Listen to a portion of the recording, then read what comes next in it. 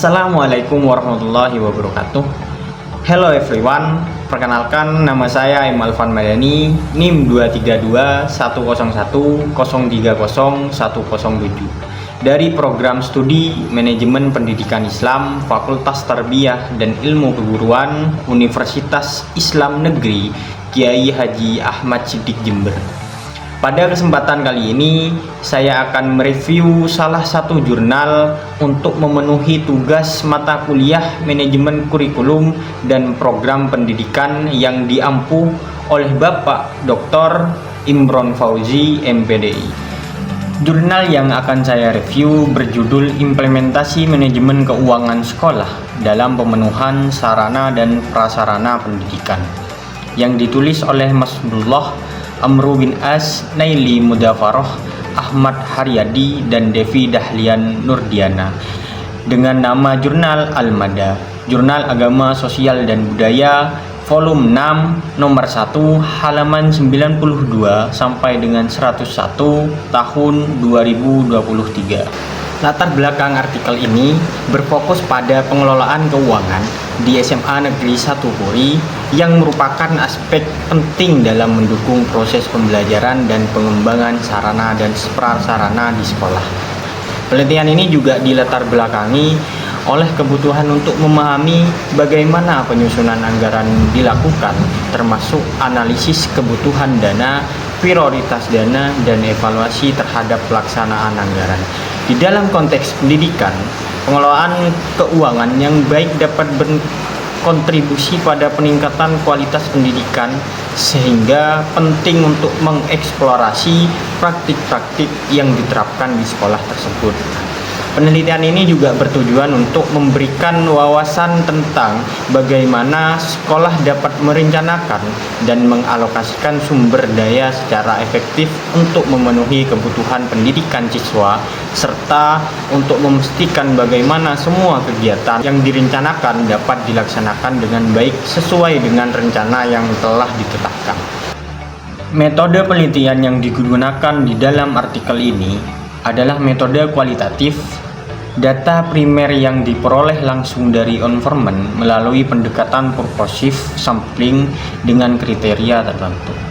Dan instrumen yang digunakan ialah wawancara, observasi, dan analisis yang dilakukan dengan pendekatan analisis tematik yang terdiri dari beberapa tahapan. Yang pertama adalah pengumpulan data, reduksi, interpretasi, dan display.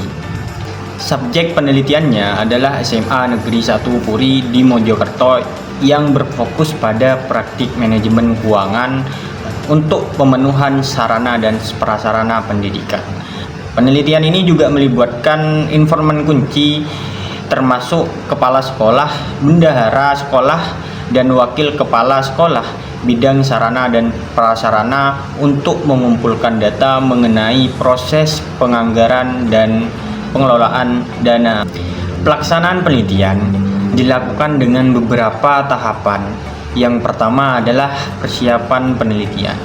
Peneliti melakukan studi literatur untuk memahami teori-teori yang relevan dengan manajemen keuangan pendidikan dan pemenuhan sarana dan prasarana di sekolah. Dan yang kedua, pemilihan subjek penelitian. Subjek penelitian dipilih menggunakan teknik purposive sampling yang melibatkan pemilihan informan yang memiliki pengetahuan dan pengalaman yang terkait manajemen keuangan di SMA Negeri 1 Puri. Yang ketiga, pengumpulan data. Data yang dikumpulkan melalui 3 teknik. Yang pertama, observasi, wawancara, dan studi dokumentasi. Yang keempat, analisis data. Data yang diperoleh dari wawancara, observasi, dan studi dokumentasi dianalisis menggunakan pendekatan analisis tematik. Hasil analisis disajikan dalam bentuk narasi yang menggambarkan temuan utama. Yang kelima, uji keabsahan data. Keabsahan data diuji melalui teknik triangulasi yang melibatkan pemeriksaan data dari berbagai sumber dan metode untuk memastikan konsistensi dan akurasi informasi yang diperoleh. Dan yang keenam, pelaporan hasil penelitian.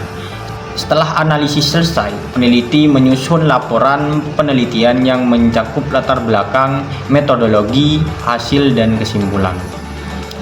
Hasil penelitian mengenai implementasi manajemen keuangan dalam pemenuhan sarana dan prasarana pendidikan di SMA Negeri 1 Puri menunjukkan beberapa temuan kunci. Yang pertama, perencanaan keuangan. Perencanaan keuangan di SMA Negeri 1 Puri itu dilakukan dengan menggunakan sistem penyusunan anggaran yang bersifat partisipatif.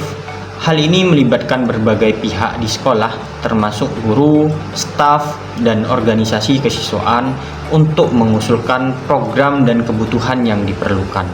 Proses ini mempermudahkan analisis kebutuhan sarana dan prasarana yang relevan dengan kondisi sekolah. Dan yang kedua, pelaksanaan keuangan. Pelaksanaan keuangan dalam pemenuhan sarana dan prasarana melibatkan penerimaan dana dari berbagai sumber, termasuk dana rutin dari pemerintah melalui biaya operasional sekolah atau bisa disebut BOS. Dana ini digunakan untuk berbagai keperluan seperti pemeliharaan dan perbaikan fasilitas, biaya ulangan, dan honor guru. Peneliti menemukan bahwa pengelolaan dana BOS dilakukan dengan transparansi dan akuntabilitas yang baik. Dan yang ketiga, faktor penghambat. Penelitian juga mengidentifikasi beberapa faktor yang menghambat pelaksanaan keuangan di sekolah. Beberapa di antara termasuk kekurangan pemahaman tentang manajemen keuangan di kalangan staf, keterbatasan dana yang tersedia, dan tantangan pengelolaan anggaran yang efektif. Faktor-faktor ini dapat mempengaruhi kemampuan sekolah dalam memenuhi kebutuhan dan sarana prasarana pendidikan secara optimal. Dan yang terakhir, dampak terhadap sarana dan prasarana. Meskipun terdapat tantangan, manajemen keuangan yang baik berkontribusi positif terhadap pemenuhan sarana dan prasarana pendidikan.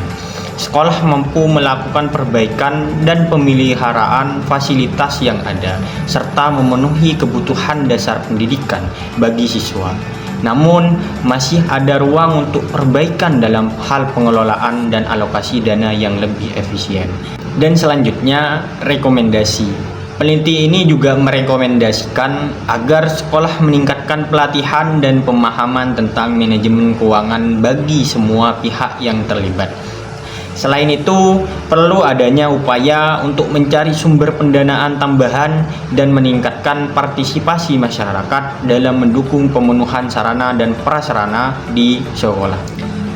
Memasuki slide yang terakhir, artikel ini memiliki beberapa kelebihan, yaitu pendekatan kualitatif yang mendalam, partisipasi berbagai pihak, analisis yang sistematis, identifikasi kendala, dan rekomendasi yang praktis.